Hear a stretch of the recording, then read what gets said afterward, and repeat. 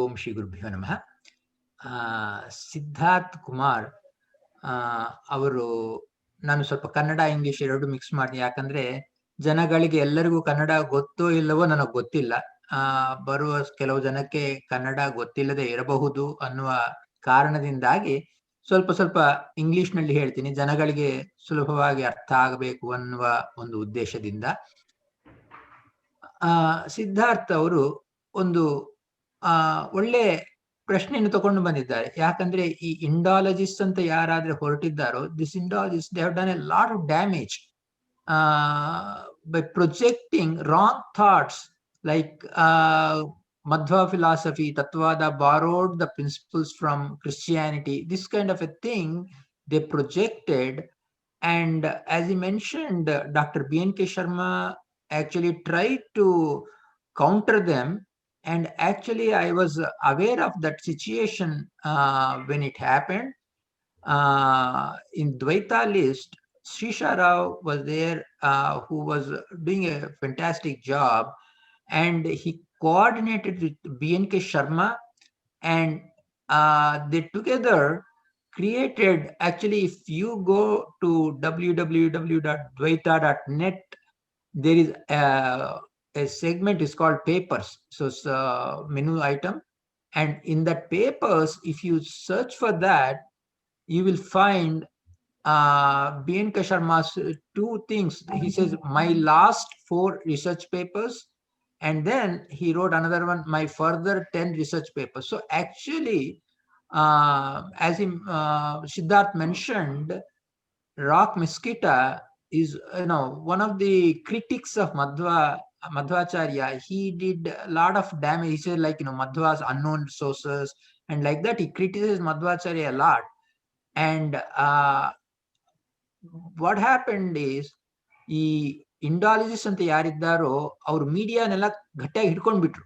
They caught hold of the media and they kind of monopolised, and they started spreading wrong information. And when even a great scholar like B.N.K. Sharma wrote an article and submitted to those people, ಅವ್ರಿಗೆ ಕಳಿಸಿದ್ರೆ ಅವನ್ನು ಅವರು publish ಮಾಡಲ್ಲ. ಏನಂತ ಹೇಳಿದ್ರೆ, because ಆ Indologist spread ಮಾಡುವಂತಹ information, wrong information ಯಾವ್ದಿದೋ ಅದು ರಾಂಗ್ ಇನ್ಫಾರ್ಮೇಶನ್ ಅಂತ ಲೋಕಕ್ಕೆ ಗೊತ್ತಾಗಬಾರ್ದು. ಆ wrong information has to propagate. So they refuse to publish the article, the papers written by B.N.K. Sharma, such a great scholar, international scholar. They refused to publish. What they said was, when another scholar from Indology, he writes a counter for B.N.K. Sharma, at that time they will publish B.N.K. Sharma paper and the counter. Until a counter comes to B.N.K. Sharma, they won't publish the B.N.K. Sharma paper. So this is the kind of wrongdoings that the Indologists are doing, and they spread like wrong information. The Aryan migration theory, like that, they have spread wrong information. Of course, now that theory is almost dead, but they tried to damage. Imagine ಮಾಡ್ರಿ, Aryans ಅನ್ನೋರು ಎಲ್ಲಿಂದೋ ಬಂದಿದ್ದಾರೆ. ಅವರು ವೇದಗಳನ್ನು, ಅಂದ್ರೆ ವೇದಗಳ ಸೃಷ್ಟಿ ಭಾರತದ ಹೊರಗೆ ಆಯ್ತು ಅಂತ ಹೇಳಿದಂತೆ. ಅಲ್ಲಿಂದ ಅವ್ರ ಇಂಡಾಲಜಿಸ್ಟ್ ಯಾರೋ ಬಂದು ಆರ್ಯನ್ ಇಮಿಗ್ರೇಷನ್ ಅಂತೇಳಿ ಒಂದು, ಇಲ್ಲ ಆರ್ಯನ್ ಇನ್ವೇಷನ್ ಥಿಯರಿ. ಸೊ ಈ ಇನ್ವೇಷನ್ ಅಂತ ಹೇಳಿದ್ರೆ, ನಾನು I wrote a lot of articles against them, like which I published in Quora and other forums. These two are contradicting terms. One, they say Aryan invasion, another is Aryan migration. Migration ಅಂದರೆ ಒಂದು ಕಡೆಯಿಂದ ಇನ್ನೊಂದು ಕಡೆಗೆ ಬರುವಂತದ್ದು. Invasion ಅಂದ್ರೆ ಒಂದು ಕಡೆಯಿಂದ ಇನ್ನೊಂದು ಬಂದು ಆಕ್ರಮಣ ಮಾಡುವಂತದ್ದು. So they are not even sure how to project their wrong information. Invasion is a non-peaceful method, whereas migration is a peaceful process. They are mutually opposite. So the same theory comes in two opposite ways. That itself shows how desultory, how unmethodical, how bad their approach itself. It shows. So these people like Rock Mesquita, when they made a damaging things like Madhva sources are not, like a lot of sources, they can't trace them, because Madhvacharya had, at that his time, everything was available. Later they got destroyed. ಆಮೇಲೆಲ್ಲ ಹೊಡೋಯ್ತು. ಅವರು ಇರುವಾಗ ಇರುವಂತದ್ದನ್ನು ಮಧ್ವಾಚಾರ್ಯರು ತೋರಿಸಿ ಕೊಟ್ಟಿದ್ದಾರೆ. ಆ ಮಧ್ವಾಚಾರ್ಯರ ಕಾಲದಲ್ಲಿ ಯಾರೂ ಕೂಡ ಅವು ಅನ್ನೋನ್ ಸೋರ್ಸಸ್ ಅಂತೇಳಿ ಅವನ್ನು ತಿರಸ್ಕಾರ ಮಾಡಲಿಲ್ಲ. ಆಮೇಲೆ ಬಂದವರೇ ತಿರಸ್ಕಾರ ಮಾಡ್ಲಿಕ್ಕೆ ಶುರು ಮಾಡಿದ್ದಾರೆ. ಆದ್ದರಿಂದ the problem was not with Madhvacharya quoting the sources, but the people not having the knowledge about it. That was the issue. So when B.N.K. Sharma pointed out a lot of these points, and they refused to publish the papers because the Indologists are very crooked-minded people. They tried to somehow force their thoughts into our system, and we try to stop them. It's very difficult. So what is the approach that we should take? For example, there's another person, Wendy Doniger, and she's a lady who got her PhD by writing articles like Lord Krishna was inciter of the war.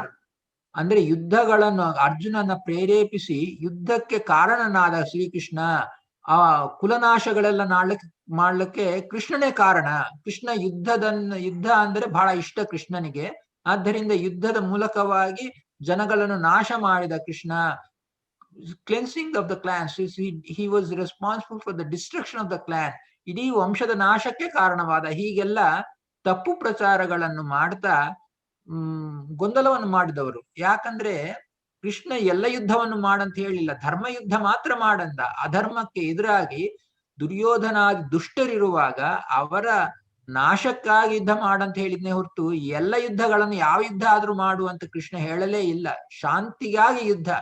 ಆದ್ದರಿಂದ ಅದು these people do not have any depth of knowledge. Their knowledge is so superficial. They do not have any information and they try to cause damage, and when people try to correct them, they don't want to be corrected because they know that they are wrong, but they want to spread the wrong information. ಅದೇ ಹೇಳಿದಂತೆ miracles, Jesus Christ ಏನೋ miracle ಮಾಡಿದ, ಮಧ್ವಾಚಾರ್ಯರು ಅಂತ miracle ಮಾಡಿದ್ದಾರೆ. So Madhvacharya borrowed the concept from Christianity. So ಈ ಝೈಡನ್ boss ಅನ್ನುವ ಒಬ್ಬ ಭಾರತಕ್ಕೆ ಬಂದು ಅಧ್ಯಯನ ಮಾಡಿ ಹೋದವನು, ಅವನು he also writes that China philosophy influence ಮಾಡಿತು ದ್ವೈತವನ್ನು, ಕ್ರಿಶ್ಚಿಯಾನಿಟಿ ಇನ್ಫ್ಲುಯೆನ್ಸ್ ಮಾಡಿತು, ಹೀಗೆಲ್ಲ ಆರ್ಟಿಕಲ್ಸ್ ಬಾಳ್ದ. ಅವೆಲ್ಲದಕ್ಕೂ ನಾನು ತೀವ್ರವಾಗಿ ಖಂಡನೆ ಮಾಡ್ತಾ ಬೇಕಾದಷ್ಟು ರೈಟಿಂಗ್ಸ್ ಮಾಡಿ ದ್ವೈತಾಲಿಸ್ ನಲ್ಲಿ ಪೋಸ್ಟ್ ಮಾಡಿದ್ದೆ ಒಂದು ಸುಮಾರು 30 ವರ್ಷದ ಹಿಂದೆ. So the people try to cause all kinds of damage from all over. So ಅವುಗಳನ್ನು ನಾವು ನಿರೋಧ ಮಾಡುವುದು ನಮ್ಮ ಕೈಲಾದಷ್ಟು ಪ್ರಯತ್ನ ನಾವು ಮಾಡಲೇಬೇಕು. So that is the approach that we have to take, and it's a long process. It's not an easy process. B.N.K. Sharma ಅಂತಹ ಇಂಟರ್ನ್ಯಾಷನಲ್ ಫೇಮಸ್ ಇರೋವ್ರಿಗೆ ಈ ಇಂಟರ್ನ್ಯಾಷನಲ್ ಇಂಡಾಲಜಿ ಮ್ಯಾಗಝಿನ್ಸ್ ನೋಡ್ರಿ, ಮೀಡಿಯಾ ಎಲ್ಲ ಹಿಡ್ಕೊಂಡ್ಬಿಟ್ರು. They caught hold of the media.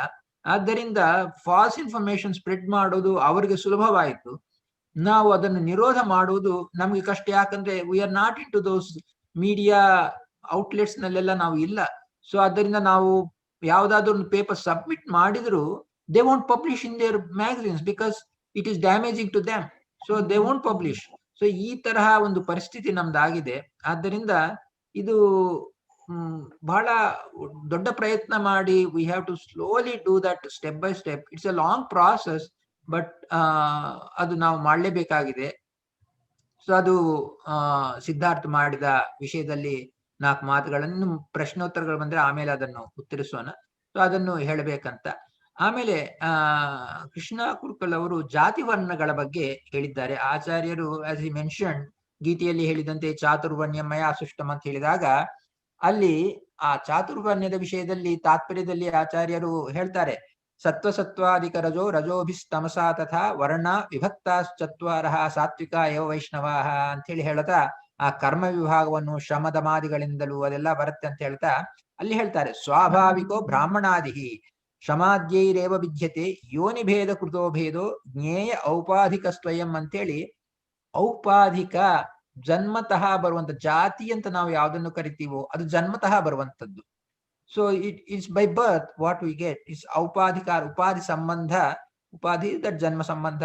So that is ಜಾತಿ. And ಸ್ವಾಭಾವಿಕ ವರ್ಣ is there. And there 4 levels: sattva, sattva, sattva, sattva, sattva, sattva, sattva, rajo. This way the division is done, and Gita Viruti Rayaru explains that in very detailed fashion in 17th Adhyaya and all that. So here rajas sattva, no, that means the first is Raj, then sattva. Rajas sattva, whatever is there, that category of people, that is divided into 4 varnas. That is swabhavika varna, and that swabhavika brahmana, kshatriya, vaishya, shudras, the swabhavika varnas, all 4 are moksha yogya, because rajas sattva are moksha yogya jivas. So even a swabhavika shudra is moksha yogya, but the jati is different. Jati is by birth. So by birth, even much lower beings can get brahmana, kshatriya, vaishya, shudra janmas. Even much higher beings like even devatas can get brahmana, kshatriya, vaishya, shudra janmas. Janma is different, that is jati. Jati kruta bheda, that is different. And so we have to differentiate between swabhavika varna, which is the varnas, and aupadhika is what is jati, janma bheda kruta. So that differentiation we have to make. Then the question arises, so somebody is born as a Shudra, but he may be a Swabhavika Brahmana, so why can't he do Vedas? So these kind of questions will come. For that, there is a Margadarshana in, for example, even, that Yamadharma Raja, who actually taught the Brahma Vidya to Nachiketa, which is Kataka we know about that. Such Yamadharma Raja, when he is born as Vidura, he followed the rules. So he knows all the Vedas, but still he followed the rules. So what happens is, because we do not know the Swabhavika Varnas, we follow the Jati, because Jati is the next best. So the best thing is okay to follow Swabhavika, but we don't know. Everybody can claim, I am Swabhavika Brahmana, I am Swabhavika. So people may claim whatever they want. So that Swabhavika Varna we do not know. So what we do is we follow the Jati, because that's the next best, because we don't know the Swabhavika. We follow the Jati Bheda Kruta, that's Aupadhika. Varnas, we follow the Jati. And that is the best we can do, because the way of life, the practices, the sadhana that we do, they have to go successfully, means we have to follow certain etiquette, certain rules, certain methodology. So that is the reason why we follow the Jati Bheda Kruta. So that's the best thing that we can do. So that we have to remember. And another question that he brought up is, okay, we may be something born into one category, but we may be doing certain things which are not allowed. Like, for example, we are born as Brahmanas and we do go and do jobs. So all these things, are they permitted? Can we do that?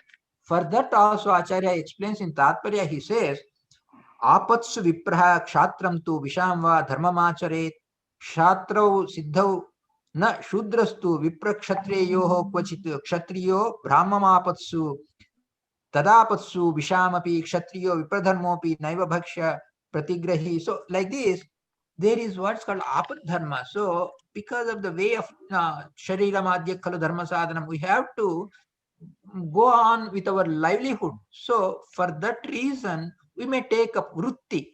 Vritti is different. So vartika, whatever way of life we do vrittis we take, and that even if we take up some other vritti, we need not give up our dharmas. We can still go ahead and perform all our dharmika karyas, dharma duties, just for the sake of livelihood.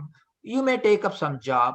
So that is not really wrong thing to do, but we have to use a lot of common sense. Whatever is appropriate, think about it and do it in an appropriate way by using our common sense. So that is the best that we can do.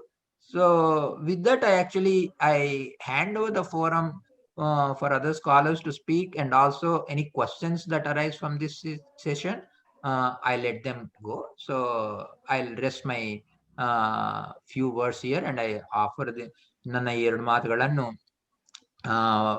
ಭಾರತೀಯ ಮುಖ್ಯ ಪ್ರಾಣಾಂತರ್ಗತ ಶ್ರೀ ಲಕ್ಷ್ಮೀನಾರಾಯಣನ ಚರಣ ಕಮಲಗಳಿಗೆ ಅರ್ಪಣೆ ಮಾಡ್ತಾ ಇಲ್ಲಿಗೆ ನಾನು ಸ್ವಲ್ಪ ವಿರಾಮವನ್ನು ತಗೊಳ್ತಾ ಇದ್ದೀನಿ. ಹರೇ ಶ್ರೀನಿವಾಸ.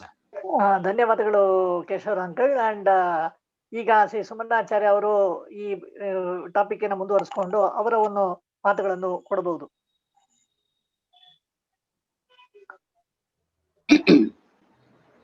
ಹರಯೇ ನಮಃ.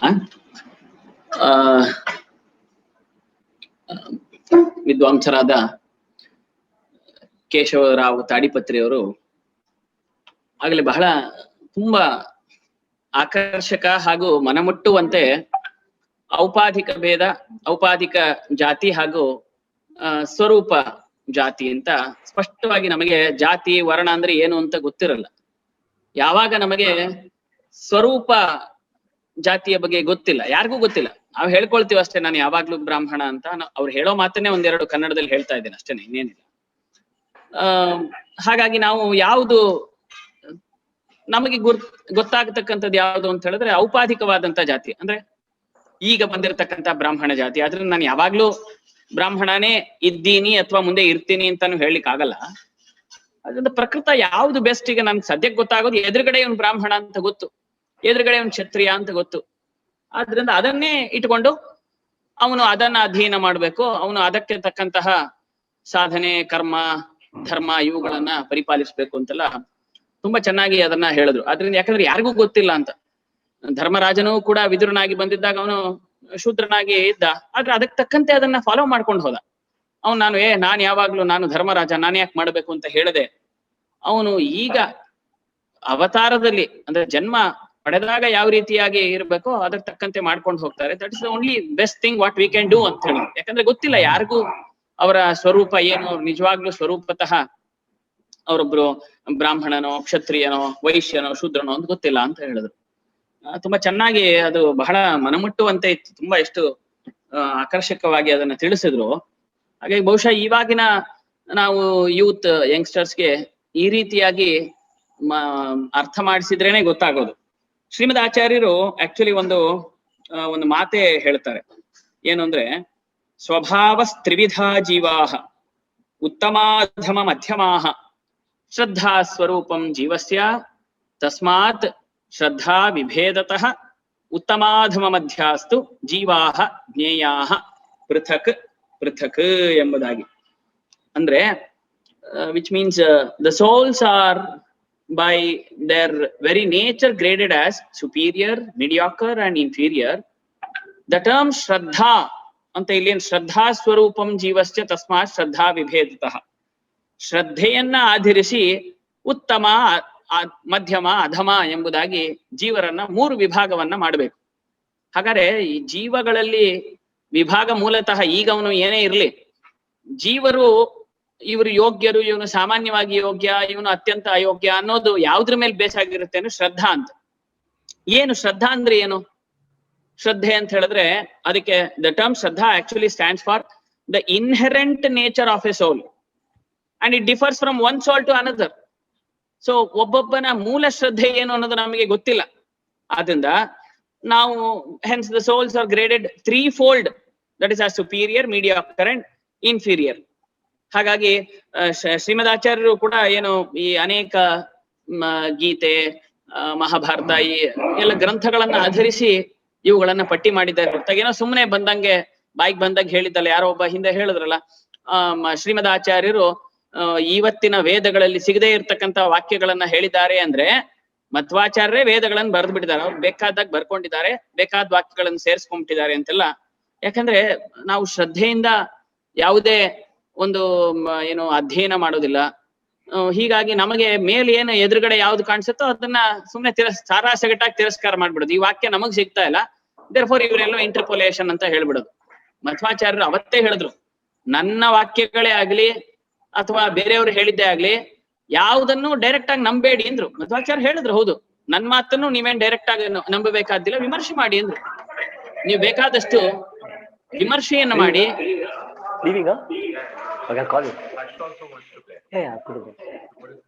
ಕೃಷ್ಣ ಅವರು ಒಂದ್ ಸ್ವಲ್ಪ ಮ್ಯೂಟ್ ಮಾಡ. ಹೀಗಾಗಿ ಅವರವರು ಎಷ್ಟು ಆಸ್ಥೆಯನ್ನ ವಹಿಸಿ ನಾವು ಇನ್ ಡೆಪ್ತ್ ಏನ್ ಮಾಡ್ಬೇಕು, ಅಧ್ಯಯನವನ್ನ ಮಾಡ್ಬೇಕು, ವಿಮರ್ಶೆಯನ್ನ ಮಾಡ್ಬೇಕು, ರಿಸರ್ಚ್ ಮಾಡ್ಬೇಕು. ಅದೇನು ಮಾಡಲ್ಲ, ಸುಮ್ನೆ ಯಾರು ಏನ್ ಹೇಳ್ತಾರೋ ಝೋಂತಸ್ಯ ಝೋಂತೈವಾರ್ಥ, ಅದಕ್ಕೆ ಹಾಗಾಗಿ ಅರ್ಥ ಅಂತ ತಿಳ್ಕೊಂಡು ಹೋಗ್ತಾ ಇರ್ತೀವಿ. ಹೀಗೆ ಮಾಡದೆ ಎಲ್ಲ ಕಡೆಯಲ್ಲೂ ವಿಮರ್ಶೆ ಮಾಡಿ ನೋಡಿ, ನನ್ನದನ್ನು ಕೇಳಿ ಇನ್ನೊಬ್ಬರ ಮಾತನ್ನು ಕೇಳಿ ಕೊನೆಗೆ ನೀವು ಇದಮಿತ್ತಂ ಅಂತ ತೀರ್ಮಾನ ಮಾಡಿ ಅಂತ ಹೇಳಿ ಬಹಳ ಚೆನ್ನಾಗಿ ಶ್ರೀಮದ್ ಆಚಾರ್ಯರೇ ಅವತ್ತು ಹೇಳ್ಬಿಟ್ಟಿದ್ರು. ಆದ್ರಿಂದ ನನ್ನ ಮಾತನ್ನು ಡೈರೆಕ್ಟ್ ಆಗಿ ನೀವು ಒಪ್ಬೇಕಂತ ಅವಶ್ಯಕತೆ ಇಲ್ಲ. ಬೇರೆದನ್ನು ನೋಡಿ ನನ್ನದನ್ನು ನೋಡಿ ಯಾವುದಕ್ಕೆ ಹೆಚ್ಚು ಪ್ರಾಶಸ್ತ್ಯ ಕೊಡಬೇಕು, ಯಾವುದು ಹೆಚ್ಚು ಪ್ರಮಾಣಬದ್ಧವಾಗಿದೆ ಅಂತ ಹೇಳಿ ಅಧ್ಯಯನ ಮಾಡಿ ಅಂತ ಹೇಳಿದ್ರು. ಹೀಗಾಗಿ ಅದನ್ನೆಲ್ಲ ಮಾಡಿ ಶ್ರೀಮದ್ ಆಚಾರ್ಯ ಹೇಳಿದ್ರು ಜೀವರಿಗೆ 3 ಸ್ವರೂಪ ಇದೆ. ಆದ್ರಿಂದ ಇವಾಗ ಗುಣಕರ್ಮ ವಿಭಾಗಶಃ ನೋಡಿ ಗೀತೆನಲ್ಲಿ ಹೇಳ್ತಾರೆ ಹೇಗೆ ಈ ವರ್ಣ ಜಾತಿ ಇವುಗಳನ್ನೆಲ್ಲ ವಿಭಾಗ ಮಾಡಿದ್ದಾರೆ ಅಂದ್ರೆ ನಮ್ಮ ತಾಡಿಪತ್ರಿಯವರು ಹೇಳಿದ ಹಾಗೆ ಈ ಔಪಾಧಿಕವಾಗಿರ್ತಕ್ಕಂಥ ಜಾತಿ ಅಂತ ಅಂದ್ರೆ ಎದುರಿಗೆ ಕಾಣುವಂತಹ ಜಾತಿಯನ್ನು ಕೂಡ ಹೇಗೆ ಪರಿಗಣಿಸಿದ್ರು, ಹೇಗೆ ವಿಭಾಗವನ್ನ ಮಾಡಿದ್ರು ಅಂದ್ರೆ ಗುಣಕರ್ಮ ವಿಭಾಗಶಃ ಅಂತ ಹೇಳ್ತಾನೆ ಕೃಷ್ಣ. ಅವರ ಗುಣ ಅವರ ಕರ್ಮಕ್ಕೆ ಅನುಗುಣವಾಗಿ. ನಾವು ಬರ್ತಾ ಕೆಲವರು ತುಂಬಾ ಹೇಳ್ತಾರಷ್ಟೇ, ಬ್ರಾಹ್ಮಣರು ತಮ್ಮತನವೇ ದೊಡ್ಡದು ಅನ್ನೋದನ್ನ ತೋರಿಸ್ಕೊಂಡ್ರು ಅಂತ. ಇದೆಲ್ಲ ಸುಮ್ನೆ ಓವರ್ ಇದು ಮಾಡಿದಾರೆ ಅಷ್ಟೇ. ಮಾಡಿರ್ಬೋದು ಒಂದಿಬ್ರು ಬ್ರಾಹ್ಮಣರು ನಾವೇ ಪೂಜೆ ಮಾಡ್ತಾ ಇದ್ದೇವೆ, ನಾವೇ ಏನು ಹೋಮ ಹವನಗಳನ್ನ ಮಾಡಿಸ್ತೀವಿ, ನಾವು ಪಾಠ ಮಾಡ್ತಾ ಇದ್ದೀವಿ, ಆದ್ರಿಂದ ನಾವು ದೊಡ್ಡವರು ಅಂತ ಕೆಲವರು ತೋರಿಸ್ಕೊಂಡಿರ್ಬೋದು. ಆದ್ರೆ ಅದು ಪರ್ಸೆಂಟೇಜ್ ತುಂಬಾ ಕಡಿಮೆ. ಇದನ್ನ ನೀವು ಪ್ರಚಾರ ಮಾಡಿದ್ದೇ ಜಾಸ್ತಿ.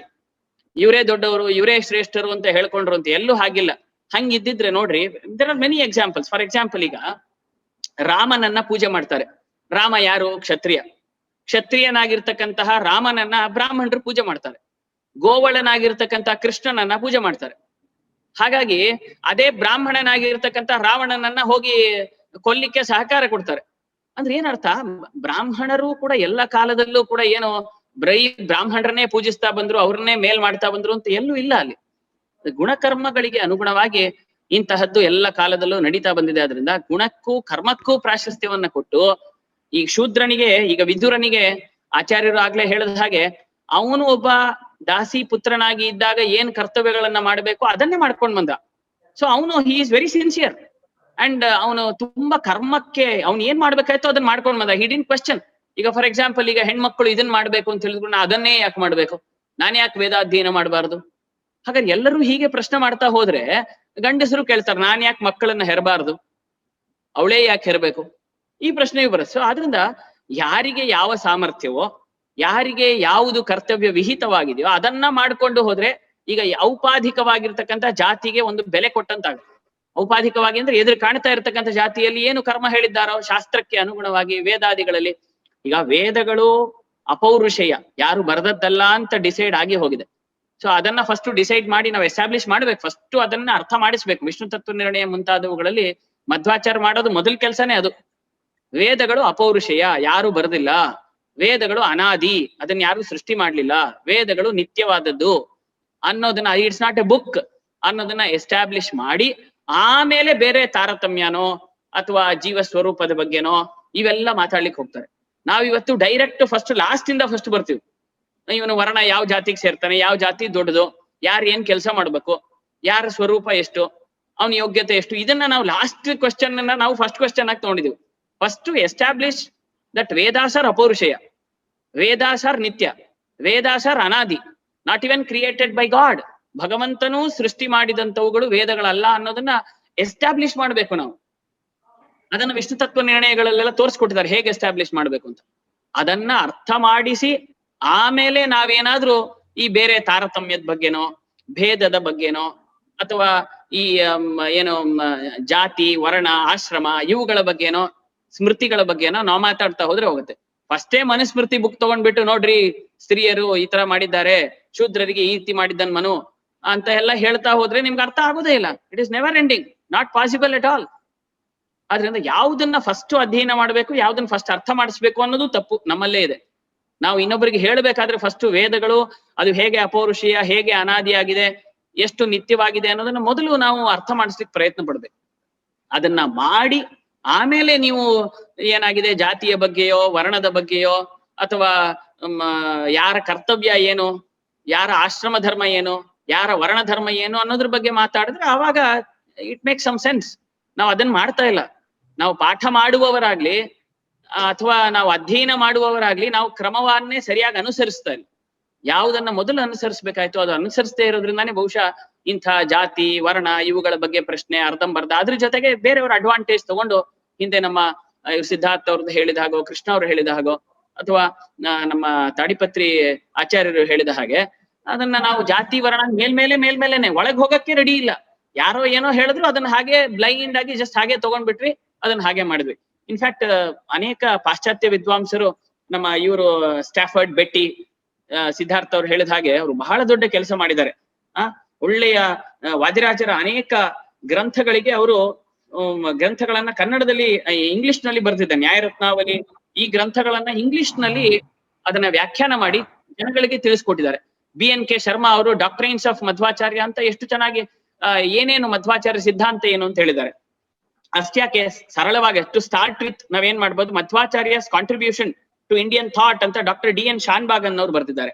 ಮತ್ತೆ ಮಾಧವಾಚಾರ್ಯರು ಬರೆದಿರ್ತಕ್ಕಂಥ ಸರ್ವದರ್ಶನ ಸಂಗ್ರಹದಲ್ಲಿ ಏನು ಪೂರ್ಣಪ್ರಜ್ಞ ದರ್ಶನ ಇತ್ತು, ಅದನ್ನೊಂದ್ ಸ್ವಲ್ಪ ಇನ್ನು ಪರಿಷ್ಕಾರ ಮಾಡಿ ಶಾನ್ಬಾಗ್ ಅವರು ಕೂಡ ಪೂರ್ಣಪ್ರಜ್ಞ ದರ್ಶನಂ ಅಂತ ಬರೆದಿದ್ದಾರೆ.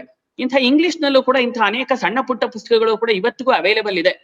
ಅವುಗಳನ್ನ ನಾವು ಮೊದಲು ಒಂದ್ ಸ್ವಲ್ಪ ಪ್ರಯತ್ನ ಪಟ್ಟು ಅಧ್ಯಯನ ಮಾಡಿ ಆಮೇಲೆ ವಾದ ವಿವಾದ ಅಥವಾ ಇಂಥವುಗಳು, ಅಲ್ಲಿವರೆಗೂ ನಾವು ಈ ಗೋಜು ವಾದ ವಿವಾದಗಳಿಗೆ ಹೋಗ್ಲೇಬಾರ್ದು ಅಂತ ನಾನು ಹೇಳೋದು.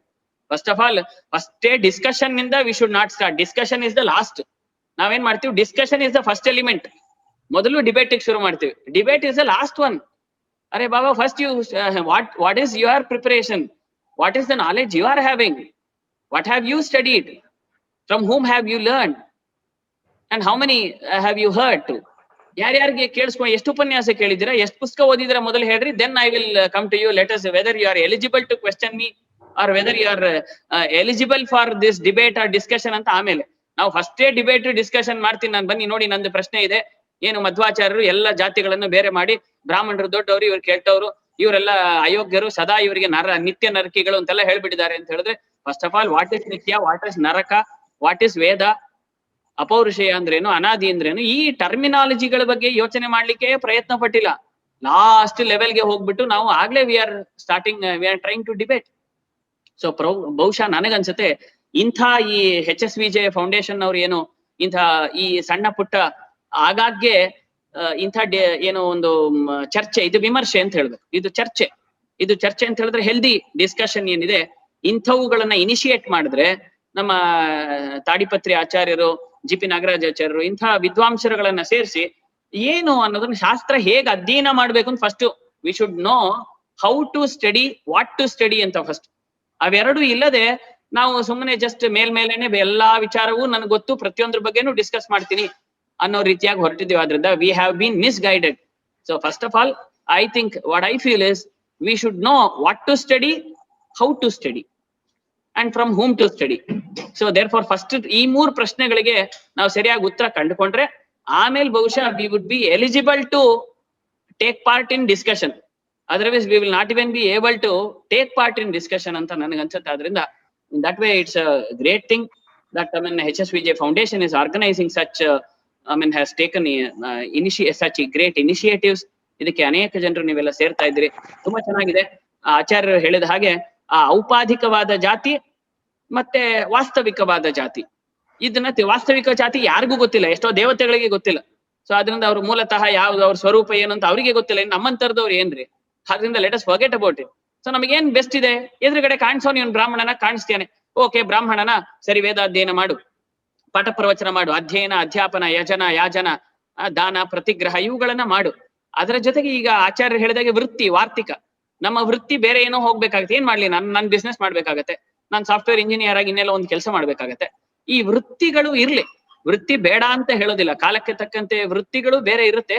ಬಟ್ ಆ ವೃತ್ತಿಗೆ ಹೋಗ್ತಾ ನಮ್ಮ ಮೂಲ ಪ್ರವೃತ್ತಿ ಏನಿದೆ, ನಮ್ಮ ಹಿಂದಿನವ್ರು ಹಾಕೊಟ್ಟದ ಅದನ್ನ ಬಿಡಬಾರ್ದಷ್ಟೇ. ನಾನು ಸಂಧ್ಯಾ ವೃತ್ತಿಗೆ ಚೇಂಜ್ ಆಯ್ತು ಅಂತ ಹೇಳಿದ್ಕೊಳ್ಳೆ ನಾನು ಸಂಧ್ಯಾವನ್ನೇ ಬಿಡ್ಬೇಕು ಅಂತೇನಿಲ್ಲ, ನಾನ್ ದೇವ್ರ ಪೂಜೆ ಬಿಡ್ಬೇಕು ಅಂತೇನಿಲ್ಲ. ಆಫೀಸ್ಗೆ ಹೋಗ್ಬೇಕಾದ್ರೆ ನಮ್ಮವ್ರು ಸಾಮಾನ್ಯವಾಗಿ ಇವಾಗ ಕೊಟ್ಬಿಡ್ತಾರೆ, ಅಯ್ಯೋ ಅಷ್ಟೊಂದೆಲ್ಲ ತಂತ್ರಸಾರ ಆಚಾರ್ಯರು ಹೇಳ್ತಾರೆ, ಪದ್ಯಮಾಲ ಜೈತೀರ್ಥರು ಹೇಳ್ತಾರೆ, ಅಷ್ಟೆಲ್ಲ ಪೂಜೆ ಮಾಡ್ಕೊಂಡು ಕೂತ್ಕೊಳಕ್ ಆಗತ್ತೇನ್ರಿ, ನನ್ ಮನೆಗೆ ದುಡಿಬೇಕು, ನಾನು ಸಂಪಾದನೆ ಮಾಡ್ಬೇಕು. ಅಲ್ಲಪ್ಪ, ನೀನ್ ಆಫೀಸ್ಗೆ ಹೋಗ್ಬೇಕಾದ್ರೆ 2 ವೀಲರ್ ನಲ್ಲಿ ಹೋಗ್ತಾ ಇರ್ತೀಯ, ಯಾವ್ದೋ ಮೋರಿ ನೀರು ಹಾರ್ಬಿಡ್ತು ನಿನ್ ಪಂಚೆ ಅಥವಾ ನಿನ್ನ ಬಟ್ಟೆ ಮೇಲೆ, ಪ್ಯಾಂಟ್ ಮೇಲೆ, ನೀನ್ ಏನ್ ಮಾಡ್ತೀಯ, ಅಯ್ಯೋ ಕೊಳೆ ಆಗಿದೆ, ಇಟ್ಸ್ ಓಕೆ ಪರವಾಗಿಲ್ಲ ಅಂತ ಹೋಗ್ತೀಯ? ಇಲ್ಲ, ಯು ವಿಲ್ ಕಾಲ್ ಅಪ್ ಆಫೀಸ್ಗೆ, ಹೇಳ್ತೀಯ ನಾನು ಸ್ವಲ್ಪ ತಡ ಆಗತ್ತೆ, ಐ ಹ್ಯಾವ್ ಟು, ಮಧ್ಯದಲ್ಲಿ ಏನೋ ಸ್ವಲ್ಪ ಪ್ರಾಬ್ಲಮ್ ಆಯ್ತು ಅಂತ ವಾಪಸ್ ಹೋಗ್ತೀಯ. Then you know how to amend your own responsibilities and duties. ಇಷ್ಟಿರ್ಬೇಕಾದ್ರೆ why don't you plan for it? ಬೆಳಗ್ಗೆ ಎದ್ದು ಕೂಡಲೇ ಸಂಧ್ಯಾ ವಂದನೆ ಮಾಡೋದಾಗ್ಲಿ ಅಥವಾ ಒಂದಿಷ್ಟು ಪಾರಾಯಣ ಮಾಡೋದಾಗ್ಲಿ ದೇವ್ರ ಪೂಜೆ ಮಾಡೋದಾಗ್ಲಿ. So you know how to amend, how to adjust, how to take care of your responsibilities. ಆದ್ರೆ you are not making up your mind ಅಷ್ಟೇ, you are just ready to give reasons. So ಆದ್ರಿಂದ ಅಂಥವುಗಳನ್ನ ಮಾಡದೆ ವೃತ್ತಿ ಇರ್ಲಿ ಬೇರೆ ಪರವಾಗಿಲ್ಲ, ಏನ್ ಮಾಡಕ್ಕಾಗಲ್ಲ. ವೃತ್ತಿ ಆಮೇಲೆ ನಮ್ಮ ಪ್ರವೃತ್ತಿ ನಮ್ಮ ಶಾಸ್ತ್ರದಲ್ಲಿ ಹೇಳಿದ್ದು ಎಲ್ಲವೂ ಒಂದೇ ಆಗಿರೋದು ಅಂದ್ರೆ ಸ್ವಲ್ಪ ಕಷ್ಟನೇ ಇದೆ, ಇರ್ಲಿ ಇದಕ್ ತಕ್ಕಂತೆ ಇರ್ಬೇಕು. ಆದ್ರೆ ವೃತ್ತಿಯನ್ನ ಬಿಡಬೇಡ್ರಿ. ಆದ್ರೆ ಮುಖ್ಯವಾಗಿ ಪ್ರವೃತ್ತಿ ಏನಿದೆಯೋ ನಿಮ್ಮ ಶಾಸ್ತ್ರ ವಿಹಿತವಾಗಿರ್ತಕ್ಕಂಥ ಧರ್ಮ, ಆ ಧರ್ಮವನ್ನು ಬಿಡದೆ ಇವುಗಳನ್ನು ಬ್ಯಾಲೆನ್ಸ್ ಮಾಡ್ಕೊಂಡು ಹೋಗ್ಬೇಕು ಅಂತ ಡಿಪ್ಲೊಮಸಿನೂ ನಾವು ಅಳವಡಿಸ್ಕೊಳ್ಬೇಕಾಗತ್ತೆ. ಆದ್ರಿಂದ ಶಾಸ್ತ್ರಗಳನ್ನ ಬಿಡಬೇಕು ಅಂತ ಏನಿಲ್ಲ, ಶಾಸ್ತ್ರಾಧ್ಯಯನವನ್ನೂ ಮಾಡ್ಕೊಂಡು ನಿಮ್ಮ ವೃತ್ತಿಯನ್ನು ಮುನ್ನಡೆಸ್ಕೊಂಡು ಹೋಗಬಹುದು. ಅದಕ್ಕೆ ಇಂಥ ಅನೇಕ ಇಂಟರಾಕ್ಟಿವ್ ಸೆಷನ್ಸ್ಗಳು ಬಹಳ ಉಪಯುಕ್ತವಾಗತ್ತೆ ಅಂತ ಅನ್ಸುತ್ತೆ. So I am here to learn many things. So I have come to learn, I have learned a lot and I would be learner even in future. Thanks for giving me an opportunity to learn from you all. ಧನ್ಯವಾದಗಳು, ನಮಸ್ಕಾರಗಳು. ತುಂಬಾ ಧನ್ಯವಾದಗಳು ಆಚಾರ್ಯ. And ಈ request ಜಿ.ಪಿ. Nagaraj Acharya to ಒಂದು ಎರಡು ಮಾತುಗಳು ನಿಮ್ಮ ಒಂದು ಅಭಿಪ್ರಾಯಗಳನ್ನ ತಿಳಿಸಿದ್ರೆ ಸೊ ಇನ್ನು ನಮಗೆ ಒಂದು ಹೆಚ್ಚು ವಿಚಾರಗಳು, ಒಂದು 2-3 ವಿಷಯಗಳು ಕಲಿಯಕ್ಕೆ ಒಂದು ಅವಕಾಶ ಸಿಕ್ಕತ್ತೆ. ಎರಡು ಮಾತುಗಳು